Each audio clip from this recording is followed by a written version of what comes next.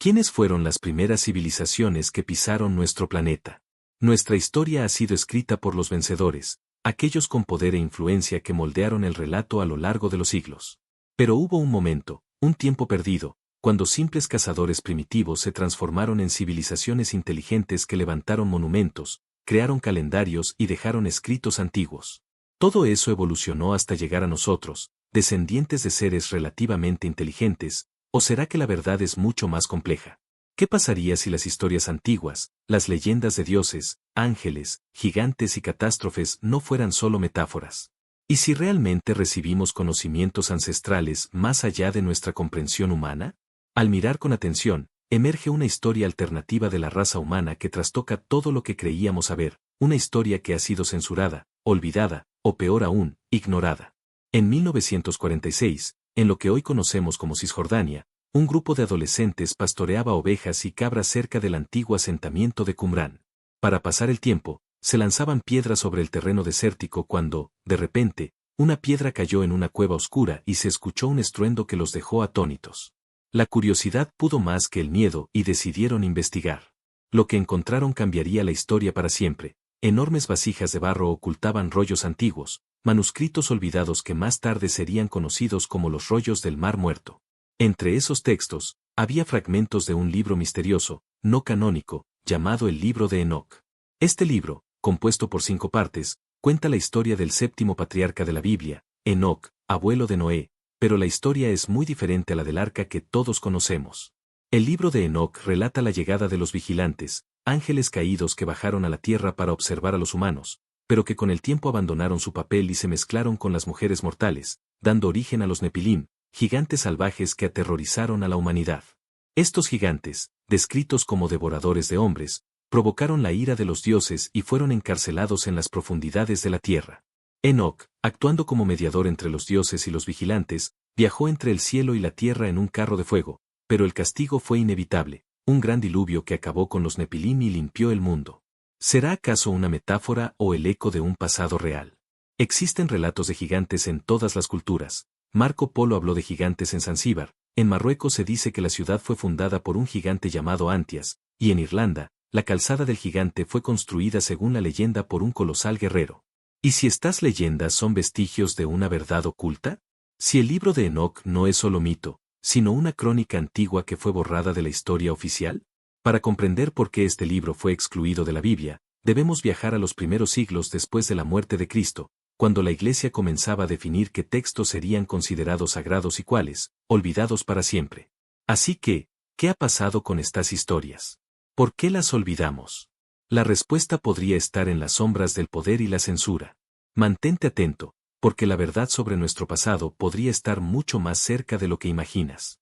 La canonización es recordada como algo oscuro y casi nefasto que ocurrió en el primer concilio de Nicea en el siglo IV. Según algunos relatos, fue ahí donde el emperador Constantino y otros altos mandos de la Iglesia, guiados por sus secretos y ambiciones, decidieron que libros formarían el canon cristiano oficial. Pero, la realidad histórica es diferente. El Concilio de Nicea no estableció el canon oficial de la Biblia. No hay que culpar solo a Dan Brown, el famoso filósofo Voltaire también hizo esa acusación en el siglo XVIII. Aunque no sea cierto en todos los detalles, hay algo de verdad. Los líderes de la Iglesia si debatían y discutían qué textos incluir, tachaban a sus opositores de herejes y buscaban fortalecer su poder. Pero esto no pasó en un solo concilio, sino que fue un proceso largo que duró desde el siglo I hasta el IV. Y cuando finalmente la Biblia fue compilada, el libro de Enoc no fue incluido. ¿Acaso no sabían de su existencia? ¿Podría un texto tan poderoso y profundo como el libro de Enoc ser ignorado? Para buscar respuestas, hay que mirar otros evangelios que también fueron censurados, como el Evangelio de Pedro, descubierto en Egipto en 1886, que narra la historia perdida de Jesús resucitado saliendo de la tumba, acompañado por 2 ángeles gigantes y una cruz flotante que dice, «Has predicado a los que duermen». O el Evangelio de María, donde María Magdalena no solo es discípula de Jesús, sino su amada, incluso su esposa. Cuando Pedro pregunta por qué deberían escuchar a una mujer, Mateo responde, «Si el Salvador la hizo digna, ¿quién eres tú para rechazarla? El Salvador la amó más que a nosotros». Aunque censurado y olvidado por muchos, el libro de Enoc nunca desapareció del todo. Hay algo más profundo en sus increíbles historias, algo que va más allá de lo familiar y ordinario. Los antiguos griegos creían que Enoc y Hermes, el dios de la sabiduría, eran la misma persona. ¿Pero quién fue realmente? Según las leyendas de las joyas de la antigüedad, Enoc fue un rey que reinó 243 años, lleno de sabiduría, consultado por todo el mundo. Los egipcios decían que él construyó la Gran Pirámide.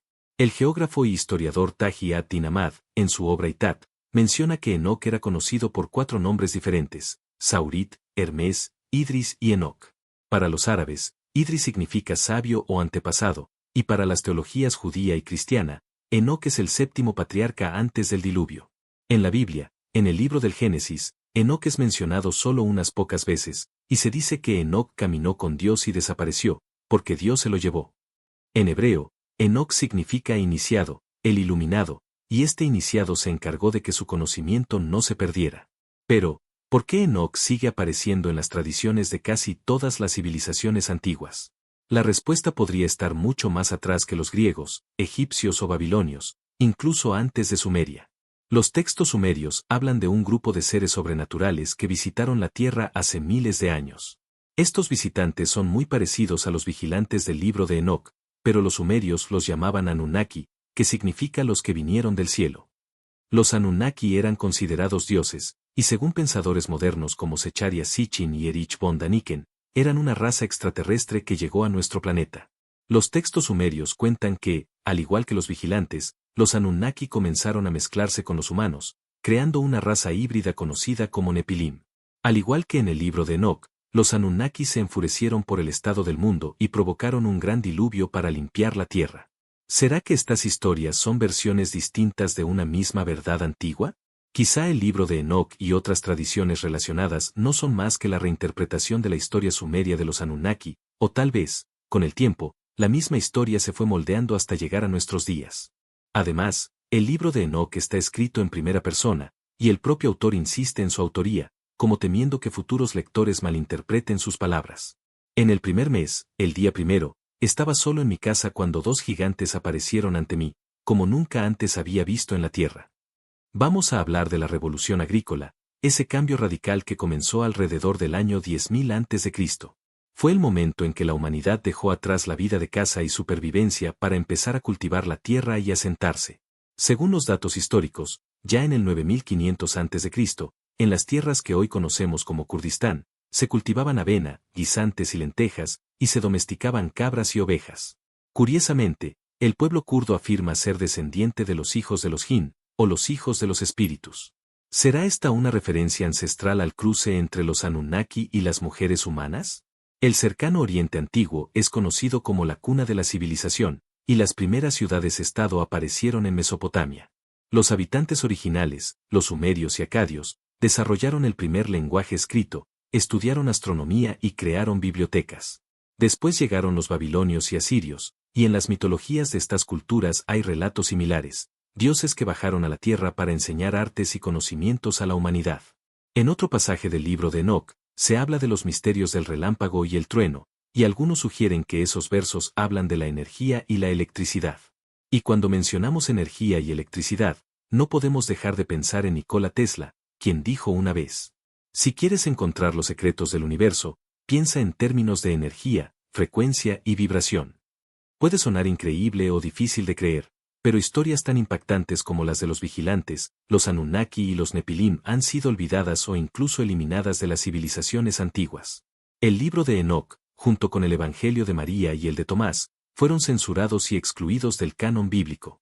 Pero, dadas las implicaciones profundas que estas historias tienen sobre nuestra verdadera historia y quiénes somos, su exclusión no debería sorprendernos. Estas historias no se borraron por completo. Tomemos, por ejemplo, una de las historias más famosas para la humanidad, la de Adán, Eva y el Jardín del Edén. Si leemos ese texto no literalmente, ni solo como filosofía, sino como una alegoría, podemos ver algo diferente. Dios crea a Adán para cuidar la tierra, tal como los dioses y los vigilantes en el libro de Enoc. De la costilla de Adán crea a Eva, y juntos representan la mezcla entre los vigilantes y las mujeres humanas. En el Edén, Adán y Eva podían comer de todo, menos del fruto del árbol del conocimiento. Por supuesto, probaron ese fruto prohibido, símbolo de los vigilantes que trajeron tecnología avanzada y conocimiento, quizás demasiado para que la mente humana de entonces pudiera manejar. Al probar el fruto, se dieron cuenta de que estaban desnudos, y corrieron a cubrir sus cuerpos porque comprendieron el poder serpiente o kundalini, que puede activarse a través del acto sexual, incluso en formas no reproductivas. También probaron el fruto del árbol de la vida, que inicia el ciclo de nacimiento, vida, muerte y renacimiento, y la reencarnación del alma humana en la forma física. Al leer la historia así, es fácil ver los paralelos entre el relato bíblico, el libro de Enoc y otros escritos antiguos. Quizá ese fue el objetivo real. Quienes escribieron la historia de Adán y Eva simplemente recontaron las leyendas del libro de Enoc, a su manera, retomando la historia sumeria de los Anunnaki. Como muchas otras religiones y culturas, insertaron esta parte crucial de nuestra historia en su propio canon religioso, para que esos registros ancestrales sigan existiendo a través del tiempo, aunque transformados. Nos recuerdan que algún día, quizá, recordaremos nuestra verdadera historia, no desde la perspectiva humana, sino desde una línea de vida cósmica. Entonces, ¿qué es la historia humana? ¿Lo que aprendemos en los libros oficiales o algo mucho más profundo, increíble y olvidado? Tal vez las respuestas han estado frente a nuestros ojos todo este tiempo. Gracias por acompañarme. Nos vemos en la próxima.